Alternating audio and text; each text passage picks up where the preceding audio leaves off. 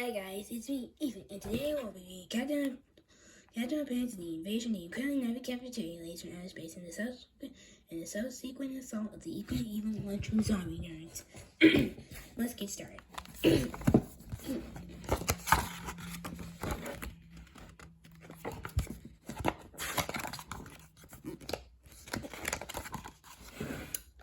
Hello, it's us again. Before you read this book, there's some things you should know.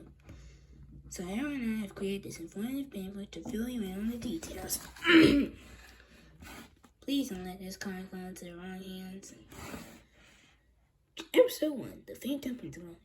A long time ago in an elementary school far, far away, there were two cool kids named George and Henry. Me too. They had an evil principal named Mr. Crook who was trying to waste their force. Blah, blah, blah, blah, blah. He forced them to stay. Blah, blah, blah. He forced them to clean. Blah, blah, blah. He forced them to behave. Ha, ha, ha. So George and Shell hypnotized him. You obey our every command. Okay. You are now Captain Underpants. Okay. Ha, ha, ha, ha, ha. It started out as a joke, but it wasn't funny for long.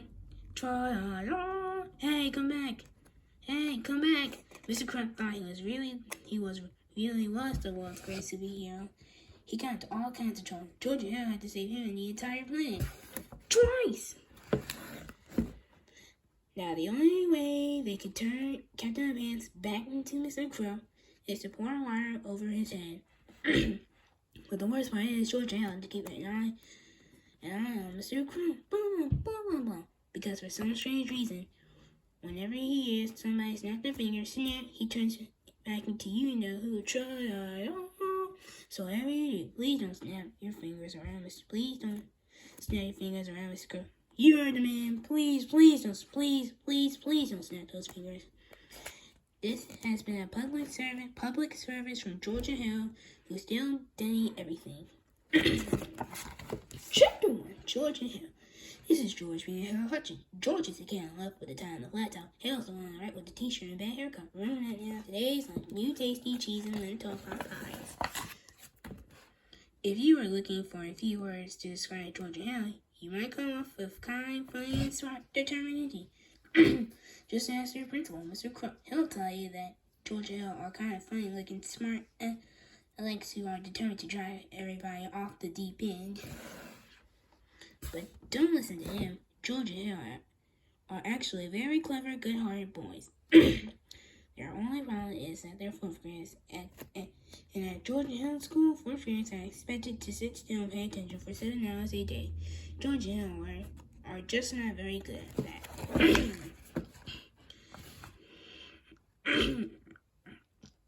The only thing George and Hell are good is being silly. Unfortunately, George and Hell's silliness gets them into trouble every now and then.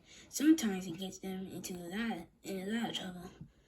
And one time, it got them into so much trouble, it almost caused the entire Earth to be destroyed by an army of evil zombie nerds. But before I can tell you that story, I have to tell you this story. Chapter 2, The Evil Space Guys. One dark, clear night in Piqua, Ohio, a flaming object was seen streaking across the quiet midnight sky. It shone brightly for a second or two, then it fizzled out just as above Drummore's Elementary School. Nobody gave it a second thought. The next day, everything seemed pretty normal. Nobody noticed anything different about the school. Nobody paid attention to the roof. And of course, nobody looked up and said, "Hey, what's that big spaceship thingy doing on the roof of the school?" Perhaps if they had, the horrible ordeal that followed might never have happened. And you wouldn't be sitting here reading about it not right now. But they did. It did, and well, here we are. As we can all plainly see, there was a spaceship on top of the building, and inside the spaceship were 3 of the most evil, hideous, and merciless spaceman ever to set foot on the roof of a small Midwestern elementary school. Their names were Zork, Clax, and Jennifer. Their mission, to take over planet Earth. First, said Zorks, we must find a way to infiltrate the school. Then, said Clax, we will turn all the children into giant superpower evil zombie nerds. Finally, said Jennifer, we will use them to take over the world. Zorks and Clax lounged and laughed. Silence, you fools! Barked Jennifer. If our plan is to work, we must wait until it's narratively convenient. In the meantime, we will watch their every move on our Triumphs Club. Chapter 3, Final Science. Early that same morning, George and Harold were singing in their 10:15 a.m. science class, making silly noises. Meow! George meowed softly, without moving his lips. Cried out without opening his mouth. There it is again! Exclaimed. As I see Mr. Pride, I distinctly heard a cat and a dog in here. We didn't hear anything, the children said, trying not to laugh.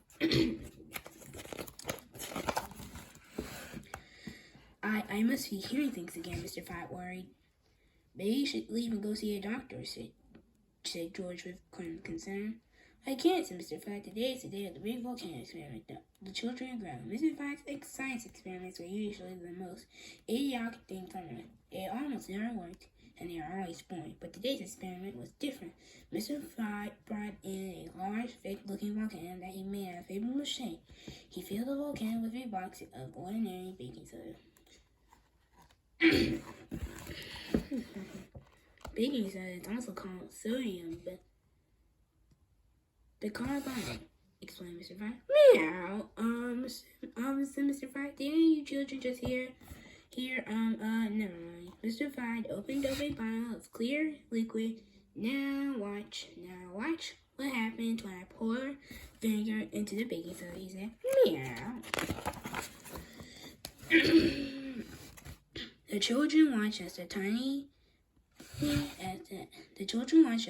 volcano started to rumble. Soon a large cloud of foamy goop spurted out the top. The goop poured over the desk and dripped onto the floor, creating a huge mess.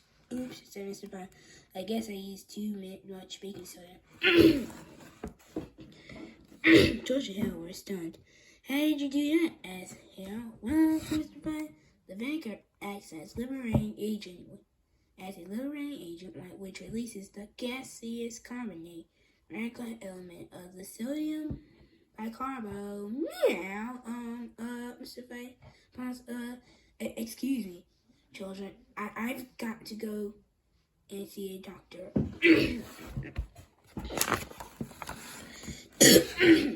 Mr. Fly put on his coat and hurried out the door. George and Hale got him to study the messy volcanic turn with great interest.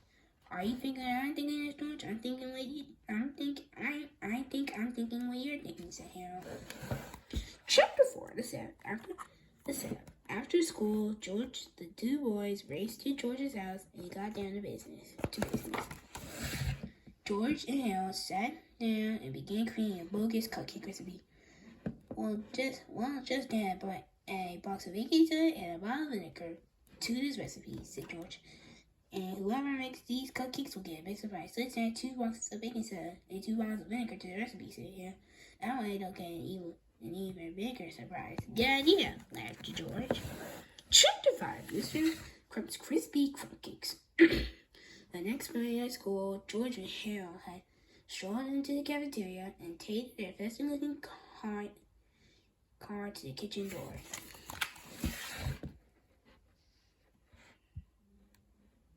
Soon a lunch lady arrived. Oh, look, said Miss Cree at the head lunch lady. Today is Mr. Crump's birthday, and he'd like us to make cupcakes.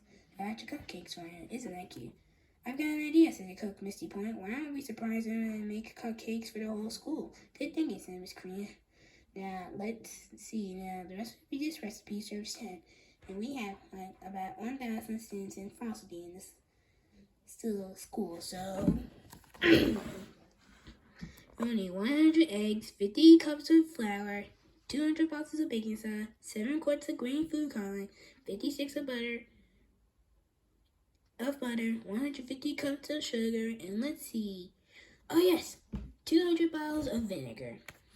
The lunch ladies scurried about gathering everything they needed.